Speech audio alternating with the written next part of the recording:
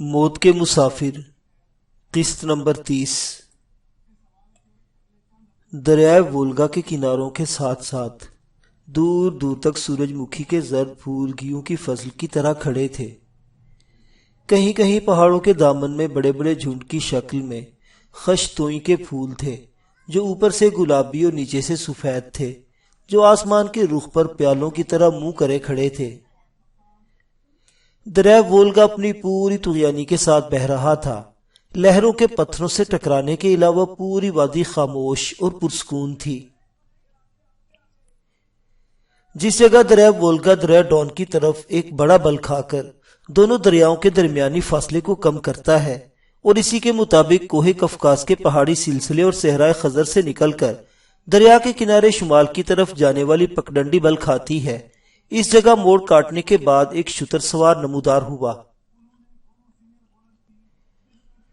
شتر پر ایک بوڑھا سوار تھا جس کی کمر جھکی ہوئی تھی۔ کجاوے سے رگڑ کھانے کے باعث اس کی موٹی قدر کی قمیض اور عبا پھٹ گئی تھی۔ اس کے سر پر اربوں کا سا سفید امامہ اور ندی کی طرح سفید داڑھی گردآلود تھی۔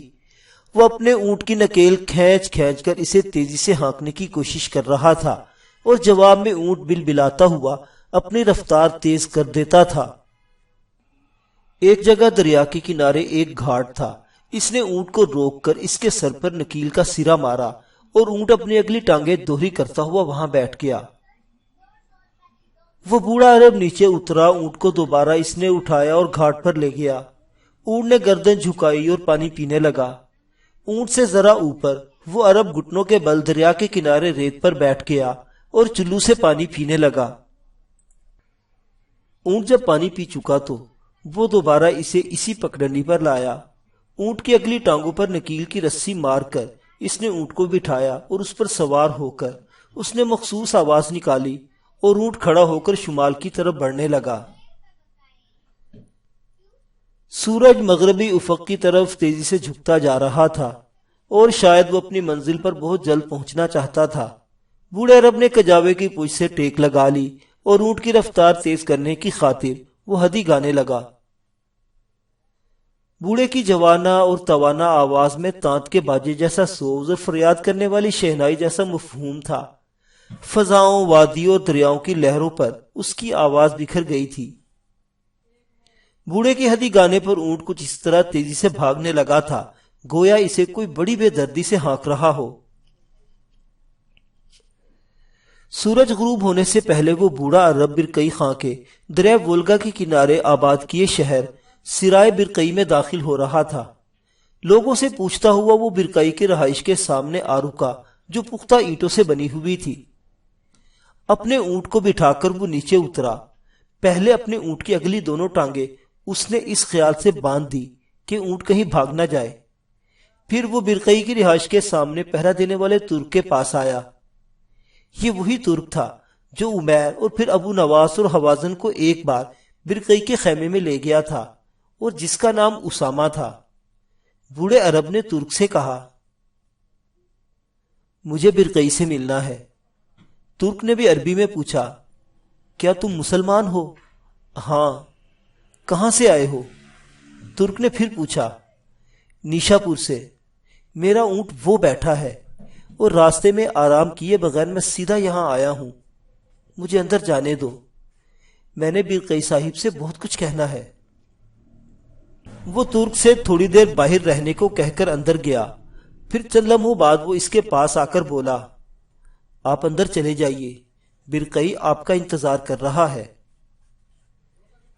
وہ بوڑھا عرب اس کمرے میں داخل ہوا جس سے وہ ترک باہر آیا تھا۔ اس نے دیکھا اندر آبنوس کی کرسی پر ایک دیو قامت تاتاری بیٹھا تھا۔ اس کا جسم موٹا اور زردی مائل تھا، اور کانوں کے پیچھے اس نے اپنی زلفیں گوندھ رکھی تھی۔ اس کے سر پر اونچی ٹوپی تھی، اور کمر پر اس نے ایک مرصع کمربند باندھ رکھا تھا۔ بوڑھا عرب اس سے نزدیک ہو کر کھڑا ہوا اور غور سے برقعی کی طرف دیکھتے ہوئے پوچھا، کیا میں اس برقعی کے سامنے کھڑا ہوں جس کے متعلق لوگ کہتے ہیں کہ وہ اسلام قبول کر چکا ہے؟ برقعی نے مسکراتے ہوئے کہا، بحمدللہ، میں مسلمان ہوں، اور میرا ہی نام برقعی ہے۔ پھر اس نے ایک کرسی کی طرف اشارہ کرتے ہوئے کہا، بیٹھ کر بات کیجیے۔ بوڑھا عرب اسی طرح کھڑا رہا اور اپنی سلگتی مگر مفہوم آواز میں بولا، میں اس وقت تک یہیں کھڑا رہوں گا جب تک میں اپنا مقصد نہیں پا لیتا، اور پھر میں ایک فریادی ہوں، اور ایک تباہ حال فریادی فریاد کرنے والے کے سامنے کیوں کر بیٹھ کر بات کر سکتا ہے؟ برقعی نے کہا، میں آپ کو بیٹھنے کی اجازت دیتا ہوں، آپ میرے بزرگ ہیں۔ بوڑھے نے فیصلہ کن انداز میں کہا، مگر میں اپنے آپ کو بیٹھنے کی اجازت نہیں دیتا۔ برقعی بھی کھڑا ہو گیا۔ تو پھر کہیے، آپ کیا کہنا چاہتے ہیں؟ کیا آپ نیشا پور سے آئے ہیں؟ آپ کا نام کیا ہے؟ بوڑھے کی پلکیں بھیگ گئی۔ ہاں، میں نیشا پور کا ایک بدقسمت مسلمان ہوں، میرا نام ربیع ہے۔ برقعی نے بڑی ہمدردی سے پوچھا، کس کے خلاف فریاد لائے ہو؟ تمہارے بھائی کے خلاف۔ برقعی نے پریشانی میں کہا، میرا ایک ہی بھائی تھا اور وہ مر چکا ہے۔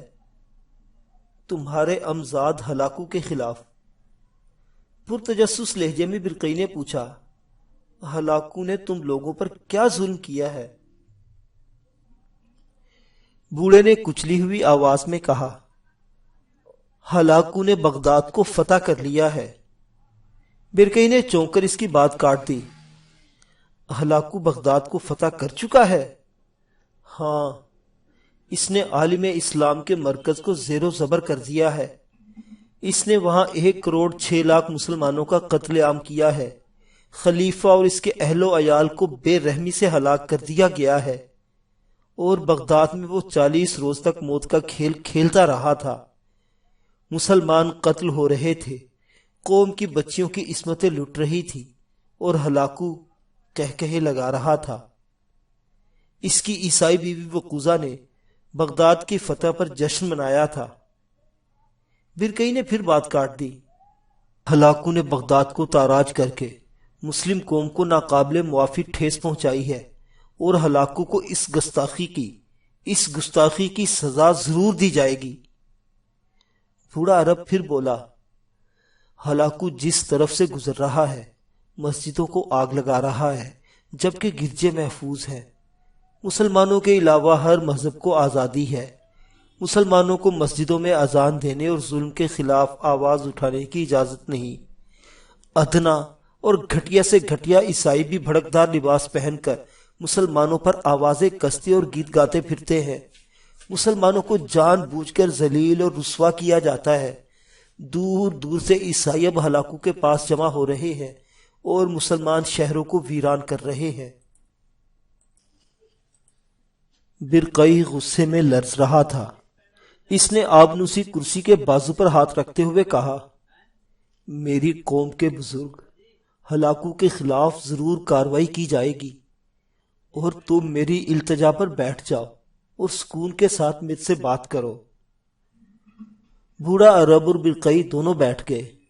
عرب نے خدشہ ظاہر کرتے ہوئے کہا، کہیں ایسا نہ ہو ہلاکو کو آپ اپنا امزاد جان کر اس کے خلاف کچھ کرتے ہوئے ہچکچائیں، اور وہ یکے بعد دیگرے ہمارے شہروں کو ویران کر دے۔ برقعی نے غصے میں دانت پیستے ہوئے کہا، ہلاکو تو میرا امزاد ہے، اگر میرا سگا بھائی باتو بھی مسلمانوں پر اسی طرح مظالم کرتا تو خدا کی قسم میں اس کے خلاف بھی اعلان جنگ کر دیتا۔ بوڑھے عرب نے بے چینی سے پہلو بدل کر کہا، وہ اس وقت شمالی عراق میں ایک شہر میاں فارقین کا محاصرہ کیے ہوئے ہے۔ محاصرے کو کئی ماہ گزر چکے ہیں، اور شہر کا حاکم ناصر الدین موت کے مسافروں کے ساتھ مل کر بڑی جوانمردی سے اپنا دفاع کر رہا ہے۔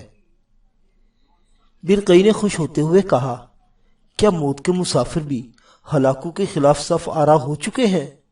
ہاں، وہ سر پر کفن باندھ کر میاں فارقین کا دفاع کر رہے ہیں، اور ان کے سالار اعلیٰ عمیر بن خزام نے ہلاکو کے لشکر کر کئی ایک جان لیوا شب خون مار کر اس پر واضح کر دیا ہے کہ مسلمان جاگ رہے ہیں۔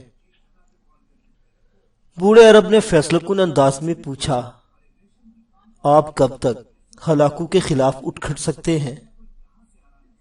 برقعی کا سر جھک گیا اور سوچتے ہوئے اس نے کہا، ہلاکو کے خلاف اٹھنے کے لیے مجھے تیاری کرنا ہوگی اور اس کے لیے کچھ وقت درکار ہے۔ اگر میں ہلاکو کے خلاف اعلان جنگ کرتا ہوں تو ایک طرف منگو دشت کا خاقان اپنی آبائی فوج کے ساتھ میری طرف بڑھے گا اور دوسری طرف اس وقت چین میں لڑتا ہوا ہلاکو کا دوسرا بھائی قبلائی خان مجھ پر حملہ آور ہوگا۔ ایسی صورت میں جبکہ منگو، قبلائی اور ہلاکو کی صورت میں دنیا کی 3 عظیم طاقتیں میرے خلاف اٹھیں گی، مجھے اپنی پوری تیاری کے ساتھ ان سے ایک طویل اور نہ ختم ہونے والی جنگ کی تیاری کرنا ہوگی۔ میں آپ کو یقین دلاتا ہوں میں زیادہ وقت نہ لوں گا۔ سمرقند اور بخارا کے مسلمان پہلے ہی میرے پاس جمع ہو چکے ہیں۔ اب میں کچھ روسیوں کو اپنے ساتھ فوج میں تربیت دوں گا اور بہت جلد ہلاکو کے خلاف جنگ کی بساط کھول دوں گا۔ آپ کچھ روز تک میرے ہاں مہمان ہوں گے۔ ویسے میں آج ہی ایک قاصد ہلاکو کے پاس بھیج کر اسے متنبع کرتا ہوں کہ مسلمانوں کے خلاف جو کاروائی تم کر رہے ہو اس کا انجام ہماری نسبت تمہارے حق میں زیادہ خسارے کا سودا ہوگا۔ برقعی نے دروازے کی طرف منہ کر کے کسی کو پکارا، اسامہ، اسامہ۔ وہی ترک تیزی سے کمرے میں داخل ہوا جو باہر پہرا دے رہا تھا۔ اسے دیکھتے ہی برقعی نے بوڑھے کی طرف اشارہ کر کے کہا، انہیں مہمان خانے میں لے جاؤ، یہ کچھ روز یہاں قیام کریں گے اور تم فوراً آ جاؤ۔ تم میری طرف سے ایک پیغام لے کر ہلاکو کے پاس جاؤ گے۔ ان سے اس شہر کا محل وقوع پوچھ لو جہاں اس وقت ہلاکو غلیظ ایک مسلمان حکمران اور ہمارے معزز بھائی عمیر بن خزام سے جنگ کر رہا ہے۔ اسامہ بوڑھے ربیع کے ساتھ باہر نکل گیا۔ برقعی نے قلم سنبھالا اور کاغذ پر لکھنا شروع کیا، اس پروردگار کے نام سے جس نے مجھ جیسے ویران حال اور بھٹکے ہوئے انسان کو ہلکا بگوش اسلام کیا۔ برقعی کی طرف سے اپنے امزاد بھائی ہلاکو کے نام۔ ہلاکو، تم نے اپنے رشتہ داروں سے صلاح کیے بغیر بغداد کو تاراج کیا ہے۔ تم جانتے ہو میں مسلمان ہوں اور بغداد ہمارے لیے کس قدر مقدس شہر ہے۔ مجھے خبر ہوئی ہے کہ تم مسلمانوں پر مظالم کر رہے ہو اور نصرانیوں کو تم نے سر پر چڑھا رکھا ہے۔ ہلاکو، بغداد عالم اسلام کا اثاثہ قیمتی متاع اور آخری پونجی تھی۔ تم نے اسے طاقت کر کے ہمارے سینے میں خنجر گھونپا ہے۔ میں نے یہ بھی سنا ہے تم نے میاں فارقین کا محاصرہ کر رکھا ہے۔ یہ محاصرہ اٹھا لو اور اپنے آبائی دشت میں چلے جاؤ۔ بغداد کی تباہی کا مجھے سخت قلق ہوا۔ بغداد جو ہماری قوم کا ایک زجاج تھا اور اس میں جو آبگینے تم نے توڑے ہیں، اس کی کرچیاں یہاں دریائے وولگا کے کنارے میرے دل میں آ کر چبھی ہیں۔ اگر تم اپنی قوت ممیزہ سے جان جاؤ کہ لوگ اب مجھے مسلمانوں کا نگران، پاسبان اور نگہبان کہتے ہیں اور میں نے مسلمان بھائیوں کی تباہی میرے دل پہ یوں گزری ہے جیسے خشک لکڑی پر آرا چلتا ہے۔ ہلاکو، اگر تم نے اہل اسلام کی سرزمین میں خون کی کشتکاری بند نہ کی تو یاد کرو، دریائے وولگا اور روس کی کالی مٹی کی سرزمینوں سے قیامت اٹھے گی۔ ایک حشر بپا ہوگا۔